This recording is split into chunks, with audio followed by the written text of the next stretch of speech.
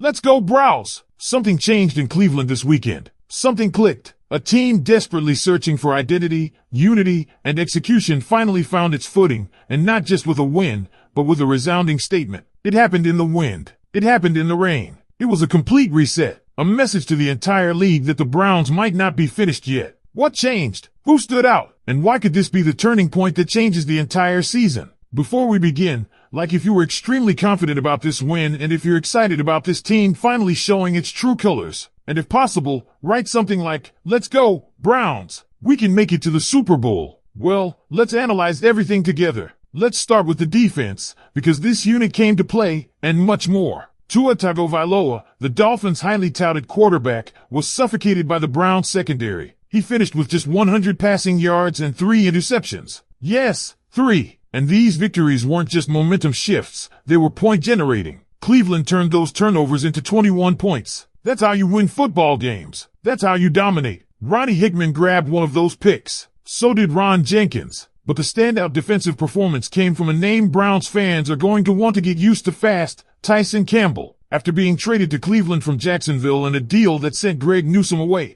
Campbell showed exactly why Andrew Berry pulled the trigger. He not only recorded an interception, but took it back for 6, tightroping the sideline in jaw-dropping fashion. He added 2 pass breakups and a solo tackle. But more than just stats, Campbell was sticky in coverage all afternoon, locking in on Jalen Waddle and making life miserable for the Dolphins' passing attack. Campbell wasn't alone in wreaking havoc. Rookie linebacker Carson Swissinger continued his campaign for Defensive Rookie of the Year by once again leading the team in tackles, 7 total, including a key tackle for loss. Swissinger seems to be everywhere at once, and his presence is anchoring a defense that looked shaky in earlier weeks. Add in a return to dominance by Myles Garrett, who broke a 3-game sack drought with authority, and the Browns' defense is starting to look like the unit fans hoped it would be. Garrett was relentless, earning 2 quarterback hits and multiple tackles for loss while being moved all over the line. Not to be outdone, Mason Graham spent the day in Miami's backfield. It was relentless. It was disruptive. It was everything the Browns needed. And then there's the offense, specifically, the plan to take pressure off rookie quarterback Dillon Gabriel. This time, it worked.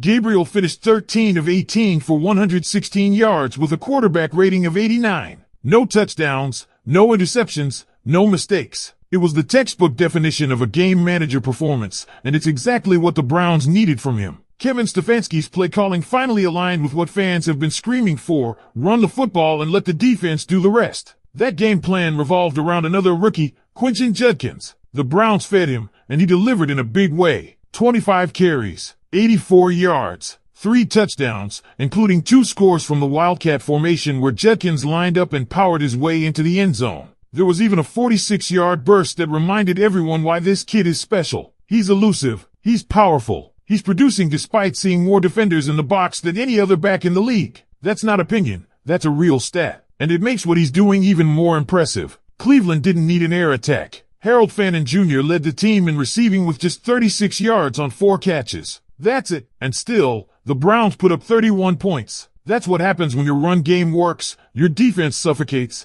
and you win the turnover battle 4-0. That's what happens when you play smart, physical football. That's what happens when your rookie quarterback doesn't try to do too much. Because if this was the real Browns, if what we just saw against the Dolphins is even close to sustainable, then the rest of the league might want to take notice. This wasn't a team that won on a fluke. This was execution. This was discipline. This was dominance. And perhaps most importantly, this was a team that looked like it finally believed in itself. That confidence starts with leadership. Kevin Stefanski, under fire for weeks about his offensive strategy, finally delivered a game plan that protected his rookie quarterback and played to the team's actual strengths. There was no over-reliance on the passing game. No forced throws. No trying to make Dillon Gabriel look like a 10-year vet. Instead, it was simple. Trust the run, dominate on defense, take what the defense gives you, and control the tempo. Stefanski deserves credit for making that pivot, and Browns fans should hope he sticks with it. Dillon Gabriel, for his part, did exactly what he needed to do. He didn't turn the ball over.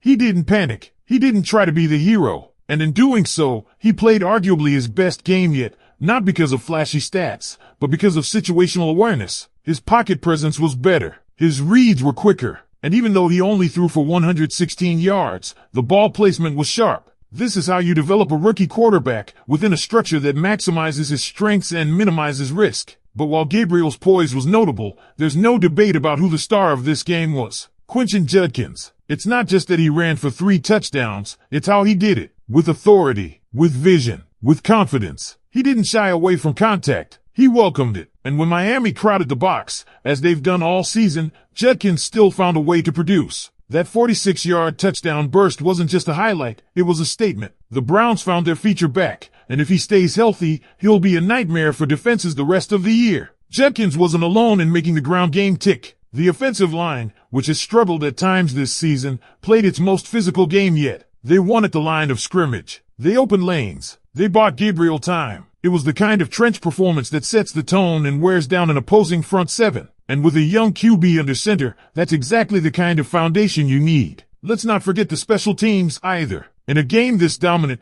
their contributions could be easy to overlook, but they shouldn't be. The Browns forced a fumble on a kickoff return, flipping momentum and setting up prime field position. It's plays like that, hidden in the stat sheet, that separate good teams from great ones. When all 3 phases click, that's when you know a team is locked in. And then there's the energy, the attitude, the confidence. This Browns team wasn't dragging themselves off the field or playing scared. They were celebrating. They were communicating. They were flying to the ball. They looked like a team having fun again. After weeks of frustration, that matters. Now, to be clear, one game doesn't erase the early season losses. But what it does is reset the narrative. It creates a spark. And with upcoming matchups against beatable teams, that spark could turn into a fire. The Jets, the Titans, the Raiders. All 3 games are winnable. All 3 present opportunities to stack wins and get back into the hunt. And let's not forget, this is still a team loaded with talent. Myles Garrett is back to wreaking havoc. Tyson Campbell looks like a true shutdown corner. Carson Swissinger is blossoming into a defensive anchor.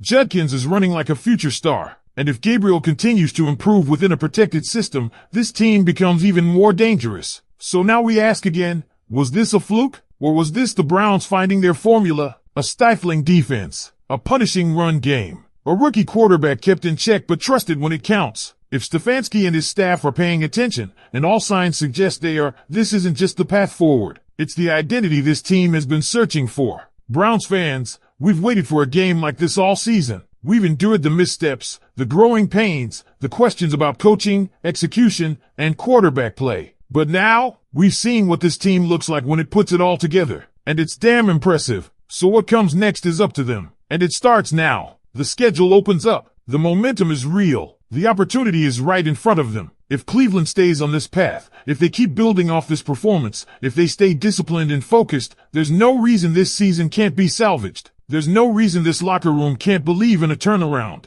And there's no reason we, as fans, can't believe it too. Hit that like button if you're feeling that same energy. Subscribe to the channel for daily Browns coverage and click the video on your screen right now for more updates and exclusive insights. The Browns are just getting started, and you'll only get the full story right here.